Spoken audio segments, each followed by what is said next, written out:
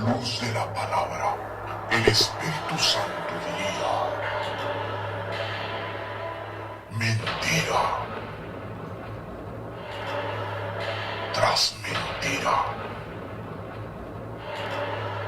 tras mentira, tras mentira.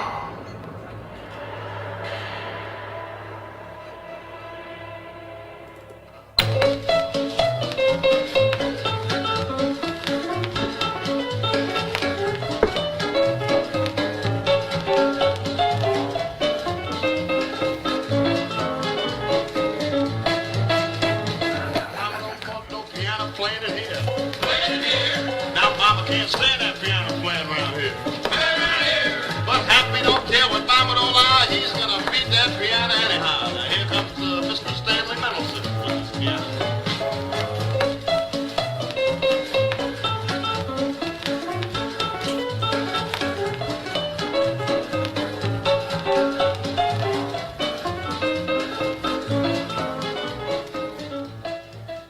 Pasa a vosotros, hermanos y amigos, transmite el pastor Gamaliel desde Mexicali, Baja California, México, aportando algunas conclusiones a estos datos ocultos que la Iglesia de la Luz del Mundo ha tergiversado, ocultado, manipulado.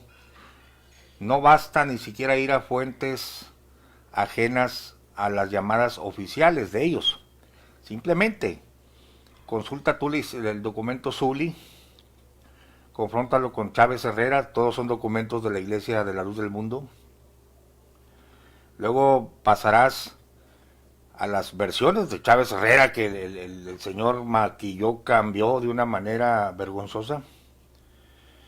Y al último te encuentras con la versión de Berea, totalmente distinta. Básicamente tratan de magnificar al señor Eusebio Joaquín y toda la historia para hacerlo santo desde el principio. Y estábamos comentando cómo se falsea la historia. Y yo te daba en el video anterior unos ejemplos, pues ya hoy por hoy muy conocidos, ¿no? Mira, te voy a leer aquí estos falseamientos de la historia. Aquí estamos hablando, esto lo puedes encontrar por supuesto en San Google, pero te hablaba del padre de la fe, degradación y fusilamiento de don Miguel Hidalgo y Costilla. Fíjate bien la verdadera historia, ¿no? Porque ahorita cualquier muchachito de primaria lo único que sabe es que el padre de la patria, el cura Miguel Hidalgo, el grito de Dolores.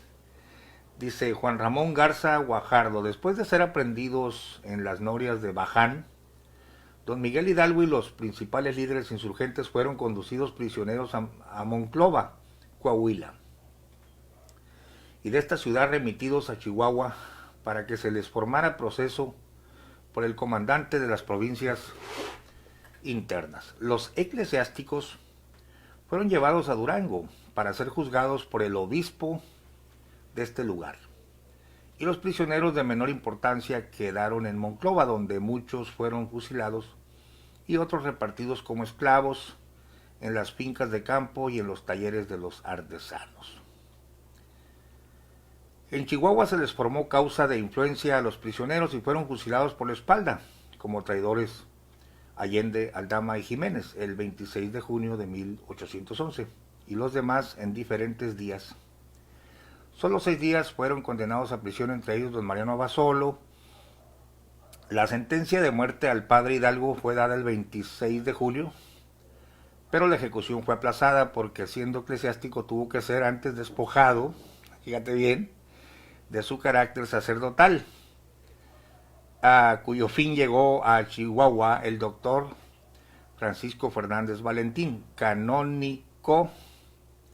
A ver, Carlos Montemayor, no canónigo, o canónico, doctoral de la Catedral de Durango, comisionado por el obispo de Durango, Francisco Gabriel Olivares, para procesarlo y practicarle el acto de la degradación. Fíjate lo que le hicieron al padre de la patria. El proceso de degradación inició a las 6 de la mañana el 29 de julio en el corredor del Hospital Real de Chihuahua. Los encargados fueron el comisionado Francisco Fernández Valentín, el cura de Chihuahua, José Mateo Sánchez Álvarez, Fray Juan Francisco García, etcétera. Ahí dicen los jueces civiles y te da una larga lista, ¿no? Para la ceremonia se puso un altar y sobre él un crucifijo, en medio de dos cirios encendidos. Y en una tarima se colocaron 4 sillones en donde se sentaron el doctor Francisco Fernández y los 3 prelados que le acompañaban. El patio estaba concurrido de vecinos de la ciudad de Chihuahua que acudieron a presenciar el acto. El padre Hidalgo fue sacado de la celda y llevado al corredor. Le fueron quitados los grilletes y los prelados asistentes procedieron a vestirlo con el alzacuello, sotana y ornamentos como si fuera a dar misa y puesto de rodillas.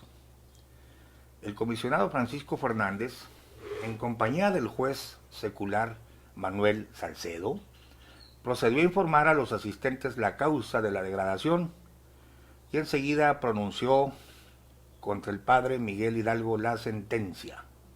Esta sentencia te la voy a leer, es difícil de conseguir, te la voy a compartir aquí, ahorita.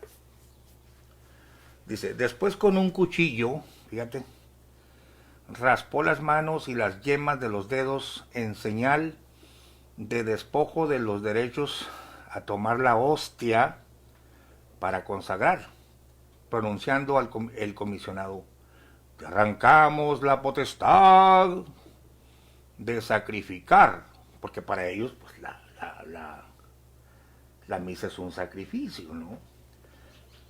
Te arrancamos la potestad de sacrificar, consagrar y bendecir, que recibiste con la unción de las manos y los dedos. Después lo despojaron de todas las ornamentas de su orden, el alzacuello y la sotana, pronunciando después el comisionado por la autoridad de Dios omnipotente, Padre, Hijo y Espíritu Santo, diría el Big Big, y la nuestra, te quitamos el hábito clerical y te despojamos del adorno de la religión y te desnudamos de todo orden, beneficio y privilegio clerical, y por ser indigno de la profesión eclesiástica, te devolvemos con ignominia al estado y hábito seglar. Con unas tijeras le fue cortado el pelo, pronunciando las siguientes palabras: te arrojamos de la suerte del Señor como hijo ingrato, y borramos de tu cabeza la corona, signo real del sacerdocio. O sea, la tonsura, yo creo, ¿no? Le estaban a causa de la maldad de tu conducta. Bueno, esto es poco. Ah, no, pero ahora es el padre de la patria, el que nos dio la independencia. Mira, te voy a leer algo por demás ridículo, pero bueno, fíjate, esto no se lo dicen a los niños en la primaria, pues es un tema difícil para ellos, pero en la secundaria, esto debería saberse, ¿no? Pero necesitas volverte una especie de investigador para encontrar estos datos. Ahí te va, te voy a leer el decreto lanzado por el obispo Manuel Abadi Queipo, obispo de Michoacán, 1810-1815. Te lo voy a leer completo, a ver qué te parece. Así le dice cuando lo está despojando: por autoridad de Dios omnipotente, el Padre, el Hijo y el Espíritu Santo, y de los santos cánones y de las virtudes celestiales, ángeles, arcángeles, tronos, dominaciones, papas, querubines y serafines, de todos los santos inocentes, quienes la vista del Santo Cordero se encuentran dignos de cantar la nueva canción, y de los santos mártires y santos confesores, y de las santas vírgenes y de los santos, juntamente con todos los santos y electos de Dios, sea condenado Miguel Hidalgo y Costilla, excura del pueblo de Dolores. Os excomulgamos y anatemizamos, parece que es la luz del mundo persiguiendo a un feligrés, ¿no?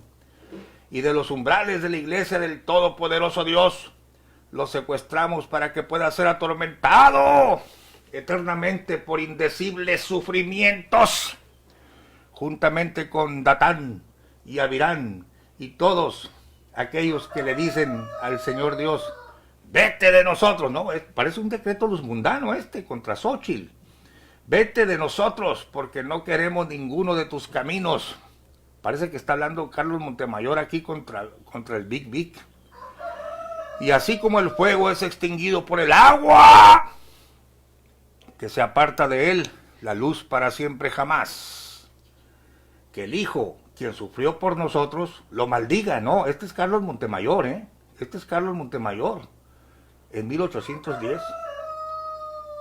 Que el Hijo, quien sufrió por nosotros, lo maldiga. Luis Carlos, maldito seas tú y toda tu casa por hablar en contra de Nazón. Maldito el que te entrega la pizza. Maldito el perro de tu hombre. Que el Hijo, quien sufrió por nosotros, lo maldiga. Que el Espíritu Santo, que nos fue dado a nosotros en el bautismo, lo maldiga. Que la Santa Cruz, a la cual Cristo por nuestra salvación ascendió victorioso sobre sus enemigos, lo maldiga. Este es Carlos Montemayor, hermanos. Que la Santa y Eterna Madre de Dios lo maldiga. Que San Miguel, el abogado de los santos, lo maldiga. Que todos los ángeles, los principados y arcángeles, los principados y las potestades y todos los ejércitos celestiales lo maldigan.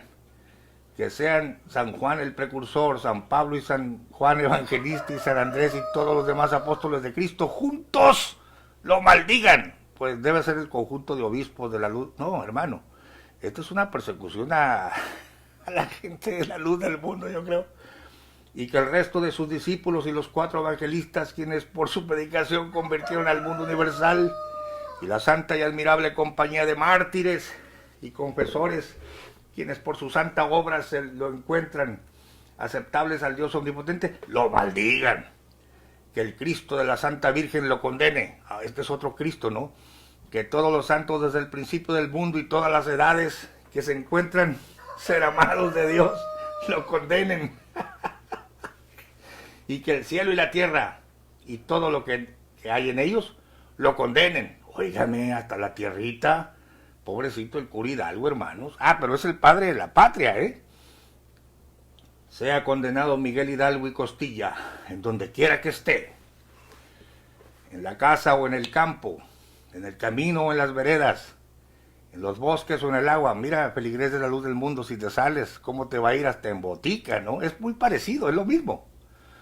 En los bosques o en el agua.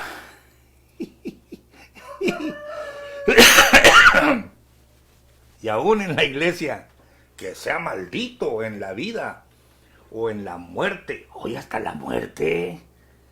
En el comer o en el beber, en el ayuno o en la sed, en el dormir, en la vigilia y andando, estando de pie o sentado, estando acostado o andando. ¡Oh, pobre de Luis Carlos, hombre! ¡No, hombre! Luis Carlos está fresco como una lechuga y el Big Big carcajada limpia, ¿no? Híjole, hermano, esto es increíble. Dice, de pie o sentado. No, pues te va a caer la maldición por hablar en contra del siervo de Dios. Estando acostado o andando, mingiendo, hay que investigar esa palabrita arcaica, mingiendo o cantando, y en toda sangría. ¡Santo! Que sea maldito en su pelo, que sea maldito en su cerebro, que sea maldito en la corona de su cabeza y en sus sienes. ¡Ay, Bibi! Hasta las barbas te van a maldecir. En su frente y en sus oídos, en sus cejas y en sus mejillas. ¡Qué increíble, hermano! La maldición de los católicos sobre el cura Hidalgo, ¿no? Dice, en sus quijadas y en sus narices, en sus dientes anteriores y en sus molares. Ni las muelas se le escapaban a estos ingratos. En sus labios y en su garganta, en sus hombros y en sus muñecas, en sus brazos, en sus manos y en sus dedos. Que sea condenado en su boca, en su pecho y en su corazón y en todas las vísceras de su cuerpo. No, hermano, qué maldición. más grande que la maldición de Jehová, ¿no? Que está en el Deuteronomio, que sea condenado en sus venas y en sus muslos, en sus caderas. Oye, Vic, ¿no tienes maldecidas las caderas todavía o las barbas? Está aquí. En sus rodillas, en sus piernas, pies y en las uñas de sus pies. Que sea maldito en todas las junturas y articulaciones de su cuerpo, desde arriba de su cabeza hasta la planta de su pie. Que no haya nada bueno en él, que el Hijo del Dios viviente, con toda la gloria de su majestad, lo maldiga. Mire, hermano, mire, yo quiero comentar este último. Híjole, hermano, esto es increíble. Que el Hijo de Dios, del Dios viviente, con toda la gloria de su majestad, lo maldiga. Los luzmundanos, cuando platican conmigo, están en esta bipolaridad. El Ebrahim y varios que han hablado conmigo. Dios le bendiga, don Gamaliel. Sí, dime. No, pues respetamos su punto de vista. Sí, y luego de repente, pero usted es un perro. Va a ver, se va a morir. Y luego al último, Dios le pague. O sea, con la misma boca maldicen y bendicen. Y luego el Montemayor maldijo a Luis Carlos Reyes. Y luego, no, pues es que está escrito.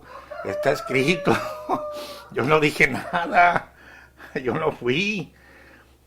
Yo te aseguro que yo no fui. Tú tienes cara de pirulín. Yo nada más, ahí léelo, maldito los que te maldijeren. Pues sí, pero Luis no ha maldecido a nadie. Tú, peloncito, fuiste el que lo maldijiste públicamente y borraste el video en caliente, ¿no? Lo bueno que Luis lo agarró. Esta gente hipócrita, hermano. Pero no hallaban cómo maldecir al pobre cura Hidalgo. Te estoy leyendo el acta de la maldición. Que el Hijo del Dios viviente, con toda la gloria de su majestad, lo maldiga. Y que el cielo, con todos los poderes que en él se mueven, se levanten contra él. Bueno, esto es lo que dicen los mundanos. Si te sales y hablas en contra del pederasta de Nazón, te cae el anatema, ¿no? Y luego ya, pues hablando un poquito en serio, como a los mundanos, que nació ahí, toda la vida le dijeron que este era el santo varón de Dios, pues sale así, mire. Y pasa un perro, cuidado, porque por haber hablado me puede morder y me voy a morir. Pasa un carro y dice, cuidado porque me va a caer un rayo del cielo. Claro, lo han engañado, esto es algo serio, esto es algo, porque cuando tú crees una cosa, pues estás condicionado a lo que hay en tu cerebro, ¿no? Está larga la maldición, pero te la voy a terminar para que veas. Que lo maldigan y condenen. Amén, así sea, amén. El proceso degradatorio se llevó a cabo el 29 de julio de 1811 en una de las salas del Hospital Real de Chihuahua y consistió en rasparle la piel de la cabeza que había sido consagrada como cristiano y sacerdote. También le arrancaron la yema de los pulgares e índices de las manos que habían sido consagrados en el día de la ordenación. Después lo entregaron al gobierno español para que lo fusilaran. Sin ninguna... Voy a poner aquí se me está acabando la batería, hermanos. Se me está acabando la batería. Dice... también le arrancaron la yema de los pulgares, etc. Después lo entregaron al gobierno español para que lo fusilaran sin ninguna de las prerrogativas y beneficios eclesiásticos en que antes se amparaba cualquier reo. Obispo Manuel Abadi Queipo fue nombrado obispo por la regencia y nunca fue representado por el Papa. Además, por ser hijo natural, no podía ser sacerdote ni obispo según las leyes eclesiales de aquella época. Sin embargo, bien aceptaron la excomunión dictada por él. Manuel Abad Queipo, o Queipo, era obispo de Michoacán y permaneció en su cargo hasta 1815, en que salió para España. Bueno, pasa la historia, entra la polaca, no, pues que esto no fue real, esto aquí falló acá, ahora queremos hacerle un santo, usted sabe, el gobierno del PRI, no, pues es el padre de la patria, bla, bla. Hasta el grito de independencia fue cambiado. Mira, ya para dejar el comentario de cómo se maquilla la historia, porque es lo que ha hecho la luz del mundo con su propia historia. El pípila no existió tampoco. Ese es otro punto. Pero el verdadero grito de Dolores no es el que hacemos nosotros aquí. Increíble. Te voy a leer aquí. Dice, el grito de independencia con el toque de campana de Dolores se volvió una tradición desde 1896. A partir de ese año, todos los presidentes de México, desde el balcón central en el Palacio Nacional, evocan el inicio de la madrugada del 16 de septiembre de 1810, explica la historiadora Carmen Saucedo de la Conservaduría del Palacio Nacional. Esta tradición es seguida por miles de mexicanos que acuden cada 15 de septiembre a la Plaza de la Constitución de México. Ahí observan cómo el presidente en turno ondea la bandera tricolor y corea las arengas. ¡Vivan los héroes que nos dieron patria! ¡Viva Hidalgo! ¡Viva México! Esa acción evoca el pronunciamiento de Miguel Hidalgo, quien al enterarse de que su conspiración contra la corona española había sido descubierta, la madrugada del 16 de septiembre, ordenó tocar la campana de la iglesia de Dolores para convocar a la población para que se levantara en armas. Aunque la arenga de Hidalgo no la repiten los presidentes desde el balcón de Palacio Nacional, ellos quitan y ponen el acento en las vivas, de acuerdo con el momento. Pues claro, hay quienes han lanzado vivas a la democracia, señala el especialista. Pero es Carlos Arrejón, autor del libro Hidalgo, párroco insurgente, reconocido como uno de los máximos estudiosos de la vida y la obra del cura de Dolores, y quien participó como el curador de la exposición México, un paseo por la historia, montada en la Expo Bicentenario en Silao, Guanajuato, para conmemorar el Bicentenario de la Independencia, quien sostiene que las palabras de Miguel Hidalgo al iniciar la gesta independentista no fueron ¡Viva México!, sino, escucha el verdadero grito: ¡Hijos míos! ¡Únanse conmigo! ¡Ayúdenme a defender la patria! Los gachupines quieren entregarla a los impíos franceses. Se acabó la opresión. Se acabaron los tributos. El que me siga a caballo le daré un peso, y a los que de a pie, un tostón. Ese es el verdadero grito de la independencia. Bueno, Eusebio, según el acta matrimonial, se casa el 24 de mayo, como te decía ayer en el video, de 1927. A ver, no quiero incurrir en errores, pero es que me llamó un informante de hermosa provincia, anciano, jubilado, historiador, o sea, uno de sus especialidades, por supuesto no puedo revelar su nombre, y me dio su punto de vista. Te lo voy a leer,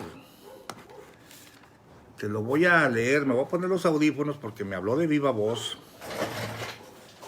Permíteme.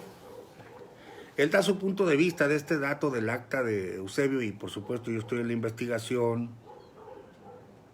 Hay dos posibles planteamientos de este dato y muchas conclusiones que sacar, y tu comentario es importante.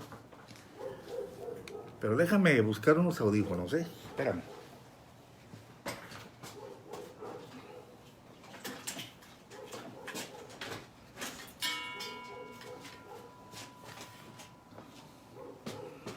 Veamos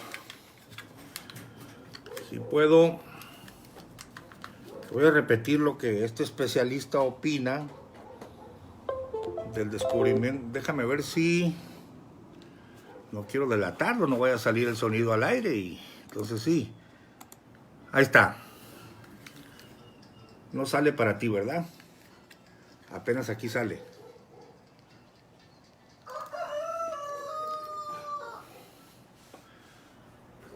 Bueno, te voy a decir, ya para terminar mi video, nomás te mostré los falseamientos de la historia por la política. La luz del mundo te ha engañado, te ha engañado. En su propia historia se echa de ver. Pero ahora con el acta del matrimonio y de función de Aarón, esto va a quedar más que claro. Mira, este especialista me dijo, yo le voy a dar mi punto de vista. Yo te voy a repetir lo que él me dice, porque, por supuesto, déjame asegurarme que no sale al... No voy a regarla yo aquí. Y entonces sí. No, parece que no sale, ¿verdad? Ok, va. Te voy a... O sea, él está comentando mi video anterior y es un hombre de respeto, nos ha corregido, nos ha aportado muchas cosas, datos inéditos. Él conoció desde niño a Samuel Joaquín y está muy cerca de los acontecimientos, pero mira lo que él dice. Porque acuérdate, te lo voy a plantear rápidamente, por si no has visto el video anterior. Este es el número 3. La historia de Berea te casa, por supuesto, le quita todo lo malo a Eusebio, es el producto terminado, maquillado, y el hombre pues es bienhechor de la humanidad, igual que Jesucristo, ¿no? Es el maestro Aarón, alfabetizador de sus compañeros, que en un viaje a Guadalajara conoce a la señora Elisa Flores y se casan. Y vuelve a su vida militar en San Pedro de las Colonias, luego ya casaditos, no hay nada malo, nunca desertó, fue el profesor, muy correcto el hombre, creciendo a la imagen y semejanza de Cristo. Ya casaditos les hablan, la Iglesia Cristiana Espiritual les hablan del Evangelio, se convierten, luego Dios le habla y sale en su peregrinación el 6 de abril de 1926, pero Cáspita, Zambomba, Recórcholis, el acta oficial de su matrimonio dice que él se está casando en Amatitán. Yo lo estaba pronunciando mal, Amatitlán, con él es Amatitán. Es que ustedes son los que saben. Yo no estoy aportando los datos. Y usando mi agudo cerebro, pero tú puedes tenerlo más agudo que yo y me puedes ayudar. El señor se estaba casando el 24 de mayo de 1927 y esa es la verdad. Es lo que dice el acta que les presenté ayer. En Amatitán. Planteamiento número 1. Nunca salió el 26. El señor estaba, según el acta, avecinado hacía 7 meses en Amatitán, Jalisco. A 50 kilómetros más o menos de ahí de Guadalajara. Casándose, pero dando fe de que tenía 7 meses allí. O sea, que desde octubre. Ahora, la caminata santa, según esto, había iniciado el 6 de abril del 26. Abril, mayo, junio, julio, agosto, septiembre, octubre. Tenemos 7 meses de diferencia.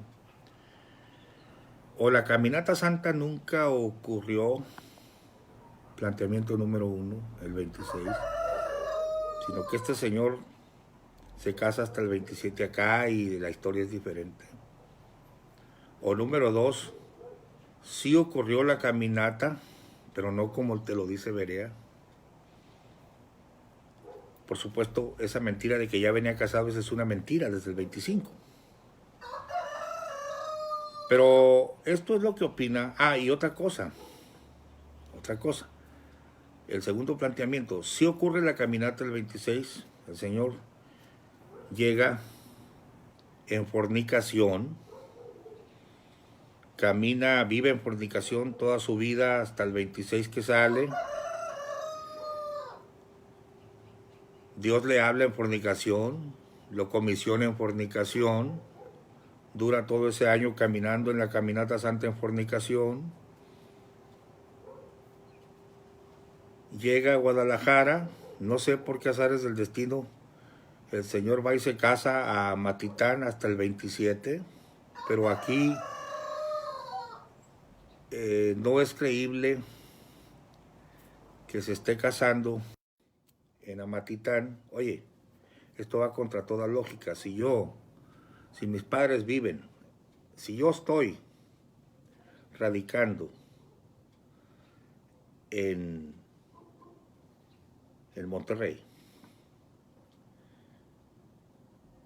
y mis papás viven en Guadalajara, y en Guadalajara conozco una joven y sus padres viven ahí, no me voy a ir a casar a Matitán, me voy a casar en Guadalajara porque ahí la conocí. Y es lo que da a entender Berea. No, pues en una visita a Guadalajara ahí conocieron, ¿no? Pues es de Colotlán. Y se casaron, pero no te dice se casó en Guadalajara. Pero están dando a entender que ahí es lógico. Yo aquí en Mexicali conozco una chica, no me voy a ir a casar a la colonia Bondojo, allá a las afueras. Es un misterio por qué Eusebio Joaquín González se casa en Amatitán el 24 de mayo de 1927 y que diga que estaba vecinado ahí hacía 7 meses. Este informante, este anciano historiador, creo que tiene la teoría más verosímil. Mi esposa opina lo mismo, a reserva de lo que opina usted. Mire lo que nos dice este informante que está mucho más cerca de los hechos que yo. Te lo voy a repetir, ¿eh? Quiero hacerle algunos comentarios respecto a lo que usted grabó, que a mí me recogí, escribí en algún momento, en alguno de mis ratos libres, que tuve en mi poder, algunos datos, según la historia, o los testimonios de antiguas personas de la luz del mundo. Para esto, sí, efectivamente, él viene en 1925 a Guadalajara, posiblemente a visitar a su padre, porque él era militar. Y la preparación que él tuvo, o mediana preparación, que tuvo en la Escuela Normal de Zacatecas, de donde lo corrieron por mala conducta, pues como ellos mismos testimonian, le dio cierto, estatus en el ejército, ¿verdad? Aunque a los militares no les gusta decir que se unió con los villistas, sino que les gusta que diga que se incorporó al constitucionalista, al lado de los ganadores, en pocas palabras. A él lo mandan a hacer leva. A él lo mandan a hacer levas a Guadalajara, a llevar gente, a reclutar gente por la fuerza, para incorporarlos al ejército constitucionalista, llevarlos de ahí al área de la Laguna, a Torreón, a San Pedro de las Colonias, a donde se encontraban ahí las tropas. A él lo mandaron a la leva. ¿Qué sucede cuando él va a Guadalajara? Pues lo que yo veo y los testimonios de los ancianos, fue José Chávez el que comentaba, y algunas otras personas más que aportaron estos datos y que yo escribí. Él ve a Elisa Flores ahí en Guadalajara y se la lleva también en la leva. O sea, hizo leva y nada de lo bonito que me dio una señorita muy educada. No, no, no. A ella la mandaron al mercado, que era el mercado Corona, y iba al mandado ella, y de ahí se la robó. Sencillamente la agarró, era militar, se la lleva con él, a caballo, para la laguna. Esa es la verdadera, es lo más seguro. En unión libre, claro. Y no solo en unión libre, sino que se la roba. Nada de que conoció a la señorita y se casaron. Bueno, él no era, él era católico.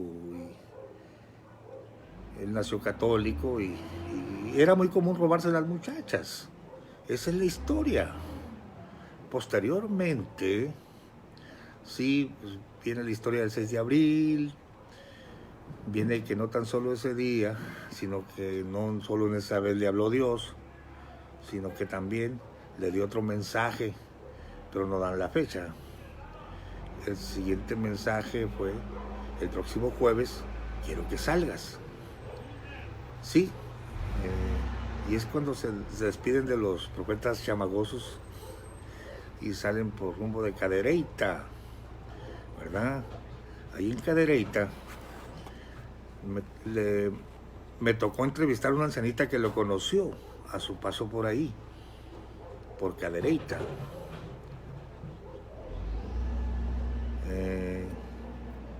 ¿Qué más podríamos decir? Lo cierto es que cuando él llega,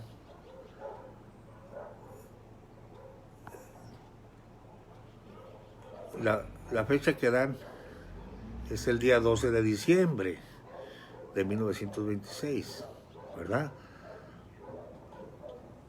El día de la aparición de la Guadalupana, la Virgen de Guadalupe.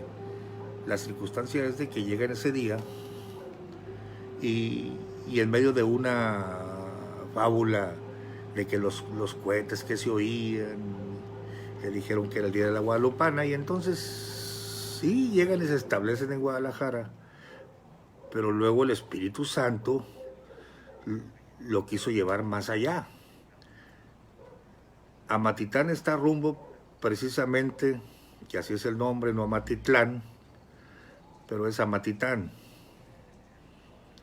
Curiosamente es un nombre deformado. Amatitán está antes de la población de Tequila, Jalisco. Sí, pausa. Supuestamente ya no siguieron más porque la intención de ellos era seguir a donde. Permíteme devolverle poquito aquí, a ver. Voy a repetir, lo quiso llevar más allá, a Matitán. Curiosamente, es un nombre deformado. Amatitán está antes de la población de Tequila, Jalisco.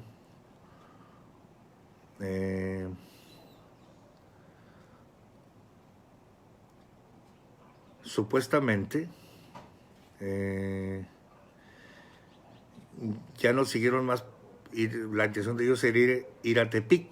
Pero es que el Espíritu Santo no les permitió ir más adelante, aunque no se menciona el nombre de Amatitán. Se dice que de las afueras de Guadalajara se regresaron rumbo al camino a Tepic, aunque no se menciona el nombre, se regresan a Guadalajara porque fue inspiración del Espíritu Santo que ya lo siguieran y que la ciudad de Guadalajara era el asiento, iba a ser el asiento de la restauración de la primera primitiva iglesia cristiana, y es lo que festejan el 12 de diciembre. Ese día festejan, el 12 de diciembre Samuel se presentaba y él también se llegó a presentar el día a testimoniar a que ese día Dios le había permitido llegar a Guadalajara, a Aarón, y que ahí era el lugar del asiento del Evangelio. Ese es lo que se cuenta en los días 14, los días 12 de diciembre. Es el aniversario de la iglesia de Guadalajara. Ojo, aniversario de la iglesia de Guadalajara, que es la iglesia madre de las demás iglesias. Así, pomposamente. Entonces, esa es la circunstancia. No dicen de dónde se devolvieron. Dicen que de las afueras de Guadalajara. Se regresaron a Guadalajara. Ahora, lo más probable es haya sido ese lugar, Amatitán. Ahí fue donde contraen matrimonio civil. Ahí lo estamos viendo en el acta. Es un documento muy valioso, indudablemente. Y bueno, felicitaciones, pastor. Hay otros detalles que le quiero comentar. Ahora que estuve escuchando a Marta Serna, que en lo personal, anécdotas que hay veces que usted las cuenta, esa doctrina revelada, tiene titubeos y desaciertos y más contradicciones y más desaciertos que aciertos. Eran ideas que se les venían y luego corregían. El hecho de que no se bañaban, eso todavía, desde que salieron de Monterrey, llevaban la misma doctrina de los chamagosos que usted menciona y no se bañaban. Fue durante varios años que se sostuvo esta doctrina de no bañarse con jabón de olor, perfumado, de no usar corbata, no usar anillo, ¿verdad? Eso fue lo que duró durante varios años hasta que supuestamente rompe con su padre en la fe, Francisco Borrego. Cuando lo va a visitar Borrego, definitivamente rompe, porque así le nombraba a él, mi padre en la fe. Lo leemos, lo vemos, y de ahí se desliga. La circunstancia es que él siguió con muchas prácticas, ¿verdad? Aquello de los descalzados y para entrar al templo, otros, ¿verdad?, de que eso de no bañarse o de no ir a consultar médicos lo tenían prohibido, pero que él sí fue con la doctora Lidia Bali. Lo cierto es que no estaba prohibido sacarse fotografías el tiempo de Aarón, y si estaba prohibido sacarse fotografías, todavía hay algunas por ahí. Durante un tiempo se prohibieron las fotos, pero hay algunas fotos que son de esa época o las tenían escondidas, ¿verdad? Y fue paulatinamente. Otro detalle muy singular que quiero comentarle a usted es la forma como se hacían los cortamientos de comunión. Los cortamientos de comunión eran una verdadera cena de negros, ahora sí. Los cortamientos de comunión, al inculpado se le sentaba en una silla al frente de la congregación, se le decían sus pecados y se le sentenciaba, lo expulsaban, prácticamente casi lo linchaban, y hasta la silla donde había estado sentado la quemaban. Eso tiene orígenes muy profundos, pastor. Eso de perseguir a los cortados, a los que se cortaban, ya a futuro se fueron quitando los cortamientos, pero aunque ya no se hacían públicamente y agresivamente, a gritos y maldiciones y sentencias bíblicas, ahora usted sabe cómo se hacen. Se persigue a los miembros que deciden abandonar la secta y cómo los vituperan y cómo se les pregúntenos a nosotros, pastor. Entonces, a mi familia, vea usted, es doloroso. Esa agresión tiene orígenes muy profundos. Hasta la silla donde se sentaba el inculpado en el LDM iba a parar le prendían fuego. Quizá eso tenga hasta bases como la carta de San Judas, donde dice que, del apóstol Judas, donde dice que aborreciendo hasta la ropa contaminada de la carne, muy judía la disposición del apóstol San Judas, pero dice que sí, que hasta la ropa, si no podían con la ropa, pues la silla, ¿no? La quemaban, y prohibido hablarle al disidente. Incluso se separaba, se partían familias en estos cortamientos con el cisma del 42. Tuvo sus consecuencias, separaciones de muchas familias que siguieron a José María y otros que se quedaron en Guadalajara. Y yo aquí voy a hacer una pausa porque tengo testimonios donde Aarón iba por las señoras. O sea, el que se quedó con Chema, que se vaya su esposo para allá, y él se traía a las hermanas para acá. ¿Quién era Aarón para ir por una señora y transportarla? Hasta las encerraban. Imagínate que ahora trates de hacer eso tú, ¿verdad? Ese intento de secuestro. No, si esta gente es sectaria. Bueno, continúo con el comentario del anciano historiador. A ver, la relación era rota, había reacción y contrarreacción. El caso de los velos, eso, el de taparse la cabeza.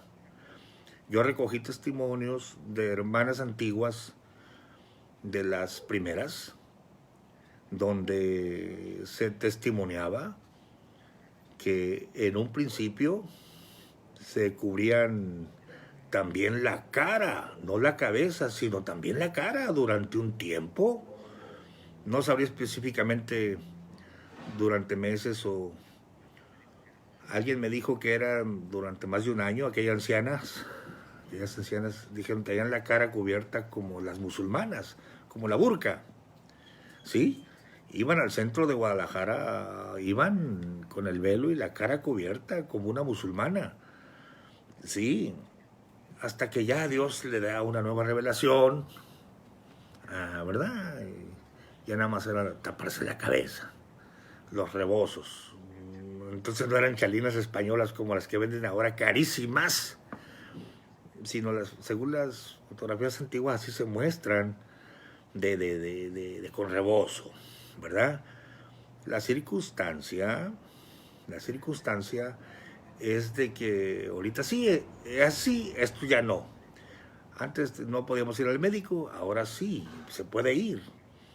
Esa es la sombra que no tiene variación del gordito Click, ni siquiera sabe aplicar un texto ese señor. Pastor, los que murieron por no consultar a los médicos, se murieron. Así igualito que los testigos de Jehová, por falta de transfusiones. Acabo de ver un caso en el ISSSTE de Aguascalientes, donde fue operado un hijo recientemente, donde a un lado tenía mi hijo, a un lado un testigo, y la mujer se opuso, firmó el documento y ella se negó a que le hicieran transfusión. Así de ese estilo era de que los velos con la cara cubierta eran, al rato ya no. Qué bueno sería de el don Tomás, el informante, donde pudiera también conseguir los documentos, donde cuando fue preso en el penal de Oblatos, en la calle 60, Aarón Joaquín, ¿verdad?, de donde lo sacó el general Marcelino Barragán. Sería muy bueno conseguir esos documentos, que lo más seguro es que hayan ido a parar al edificio de instrumentos públicos, que es donde se almacena todo el documento de oficinas y dependencias oficiales del Poder Judicial, del Poder Ejecutivo del Estado. Ahí pudiera ser posible, ¿verdad?, que estuvieran los documentos que testificaran que cuando lo fue llevado preso a la penitenciaría de Oblatos, ¿verdad? Ese penal de Oblatos, después de la masacre que sucedió ahí, y que lo desapareció, lo derribaron. Ahorita es un parque deportivo. Lo mismo sucedió, ¿verdad?, o estuvo, si no en el penal de Oblatos, aunque los testimonios que a mí me dijeron que fue en el penal de Oblatos, muy cerca de ahí del templo que tuvieron en la 12 de octubre, ¿verdad? Así es. La circunstancia es de que hubo otro penal, que era el penal de Escobedo, que se ubicó donde ahora es el Parque de la Revolución, o que se conoce como el Parque Rojo. Últimamente así le denomina la gente. Era un enorme penal, hay fotografías de él que posiblemente ahí también fueron a dar. También se derribó ese penal de Escobedo, que actualmente es el Parque Revolución, que está entre la Avenida Federalismo y cruza la Aves Vallarta, por ahí, por el rumbo de ese parque, que fue donde estuvo el asiento de ese penal, también de muy triste memoria, ¿verdad? Y que ocupaba una gran extensión de la ciudad, muy cerca del ex convento de Carmen o Cárdenas, enseguida en Guadalajara, que hoy es una zona muy céntrica de la ciudad. Así como todas estas revelaciones, hay otras circunstancias, como el pedir permiso para ir al centro de Guadalajara. Yo todavía soy testigo, me tocó ver, aunque yo no vivía en la hermosa provincia, cuando yo iba a los cultos, iban y pedían permiso al encargado en turno, que siempre estaba en la puerta de la Casa Grande. Conocí a Rafael García, era el encargado en turno, el encargado local de Guadalajara. Vamos, así las cosas. Le tenían que pedir permiso. Después ya derogó que ya no era necesario pedir permiso para ir al centro de la ciudad. Esto es lo que ahorita yo recuerdo de esas revelaciones insospechadas y las espontáneas que estoy derogando con el tiempo, ¿no? El hecho, ¿verdad?, también de que un tiempo, eso está documentado en la historia también, las que usted tiene, de cómo se le ocurrió decir en un tiempo, le llegó la revelación de que la falda no era necesario llevarla hasta el tobillo, bastaba con que la llevaran un poco debajo de la rodilla, ¿verdad? Pero como luego empezaron las críticas de la Iglesia del Buen Pastor, se resolvió que como había muchas hermanas libertinas, indecentes, por causa de esas indecentes y libertinas, determinó que nuevamente la falda bajara al tobillo. Entonces yo escuché a Samuel decir, pues si él dijo que se levantara la falda bajo la rodilla, yo digo que se baje hasta el tobillo.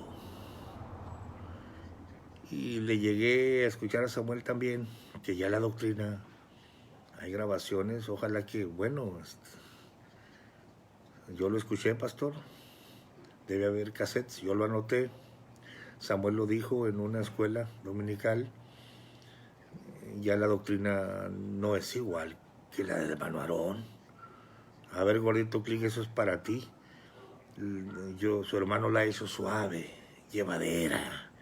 Así lo dijo, ya no es como antes. Sí, su hermano Samuel les ha aligerado la carga. Así lo dijo. Esas son las doctrinas reveladas de los apóstoles. Del continuador más bien. Sí, se ríe el anciano. Me da gusto saludarlo, pastor, con gusto. Ya sabe, Dios lo bendiga. Ahí está el testimonio del historiador. Termino el video.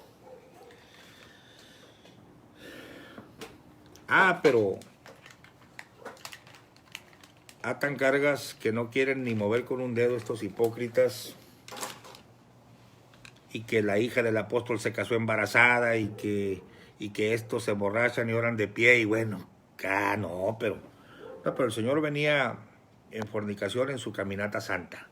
Bueno, estas son consideraciones, te quise mostrar para terminar el punto del acta que no concuerda con la historia de estos mentirosos.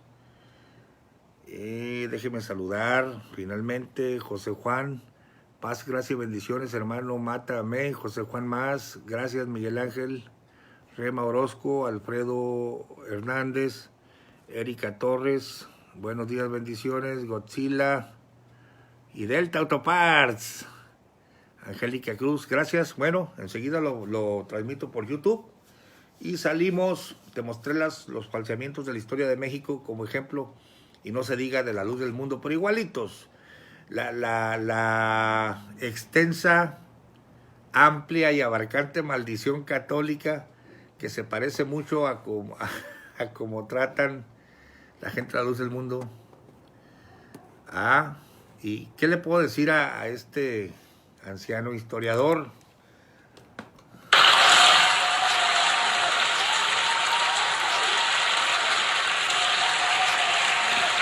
¿Qué le puedo decir al lado oscuro de la verdad que nos hizo el spot?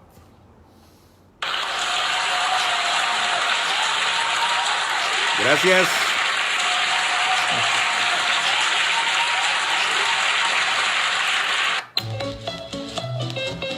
Aquí estaremos. Bendiciones.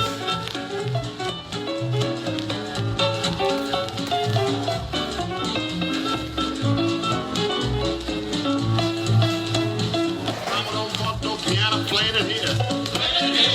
Now Mama can't stand that piano playing around here. But Happy don't care what Mama don't lie. He's gonna beat that piano anyhow. Now here comes Mr. Stanley Mendelson with his piano.